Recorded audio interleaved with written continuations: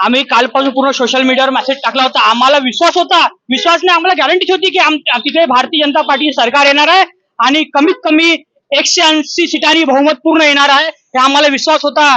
आपले महाराष्ट्राचे आमचे देव माणूस आमचे फडणवीस साहेब तिथे बंगालला प्रचाराला गेले होते. ज्या ज्या ठिकाणी त्यांनी प्रचार केला तिथल्या पूर्ण सीटा आलेल्या आहे. आमचे नरेंद्रभाई मोदी, आमचे भारताचे प्रधानमंत्री आणि अमित भाई शाह आमचे गृहमंत्री ते तिथे 15-20 दिवसापासून तिथे बंगालमध्ये होते.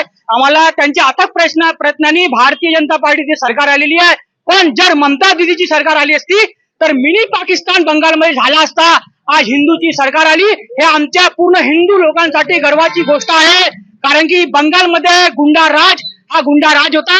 आता जसं अयोध्यामध्ये राम मंदिर बनलं, तिथे पण एक सुंदर मस्त भगवा राम मंदिर बनेल, हे आम्ही गॅरंटी देतो.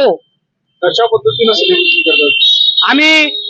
माझी छोटी चहाची दुकान आहे. चहाच्या दुकानासमोर आम्ही भारतीय जनता पार्टीचे पूर्ण कार्यकर्ता आम्ही इथे आपले गोड बुंदी आणि आम्ही इथे जलेबी वाटून सेलिब्रेशन करत आहे.